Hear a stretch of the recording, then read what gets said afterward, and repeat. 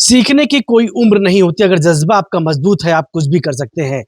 ऐसा ही कार्य राजा राम मौर्य ने कर दिखाया है। आपको बता दें कि यूपी बोर्ड की जो हाई स्कूल की परीक्षा है, उस पे इन्होंने फर्स्ट डिवीज़न पास किया है 70 वर्ष की उम्र में। ये हमारे साथ राजा मौर्य जी ब मौजूद हैं और ये पीएनबी बैंक में सीनियर मैनेजर की पोस्ट पर रहे हैं और वर्ष जो है 2016 में रिटायरमेंट हुए हैं। इनका शौक है पढ़ना और बताते हैं कि जो है खाली बैठे थे, इसलिए उन्होंने फिर से हाई स्कूल का एग्ज़ाम इस बार दिया और 86% जो है इन्होंने हाई स्कूल के एग्ज़ाम में हासिल किया। इन्हीं से जानेंगे। राजा राम मौर्य जी, पहले अपनी आप डेट ऑफ बर्थ। हमारी डेट ऑफ बर्थ 11/12/1956 है।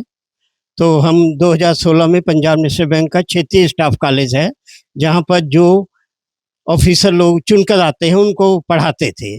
तो वहाँ से रिटायर हुए हैं लखनऊ क्षेत्रीय स्टाफ कॉलेज गोमती नगर लखनऊ से। वर्तमान कितनी उम्र है? वर्तमान में हमारी उम्र 70वां साल चल रहा है। 70 साल की उम्र में आपने हाई स्कूल किया और 86% मार्क्स पाए हैं। कैसा, क्या सोचा था?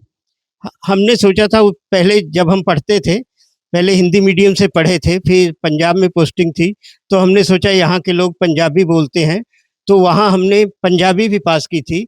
उसमें 200 में से 136 नंबर आए थे हाई स्कूल का। तो ऐसे ही सोचा कि चलो एक विषय का और ज्ञान हो जाएगा, तो पाली से हमने हाई स्कूल भरा और उसमें पढ़े। आजकल तो पढ़ने के लिए एआई, चैट जीपीटी बहुत सी वो थी, तो इसीलिए कोई मुश्किल नहीं आई कि पढ़ने के लिए मटीरियल मिलता गया और हम पढ़ कर के एग्ज़ाम दिया और उसमें 86 नंबर आए 100 में से। तो बहुत अच्छा लगा और इसी से और प्रेरणा मिलती है कि आगे इंटर इंटर और आगे भी बीएससी बीए हुए आगे करते हुए।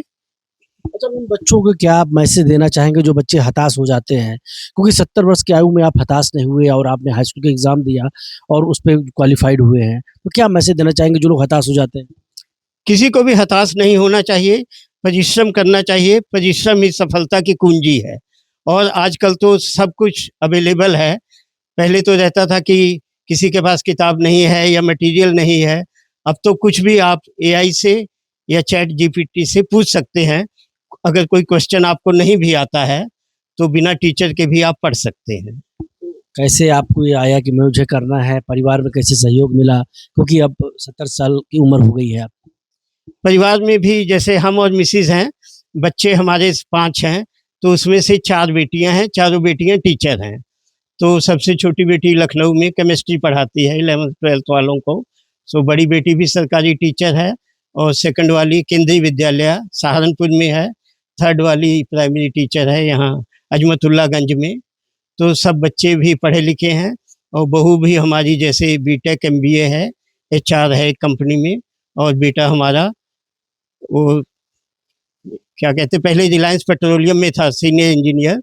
अब ये 2-3 दिन पहले मोदी जी को उद्घाटन करना था, राजस्थान में एक रिफाइनरी लगी है एचआरआरएल की, उसमें सीनियर मैनेजर है। कैसे मिसेज कैसे सहयोग किया आपकी पढ़ाई?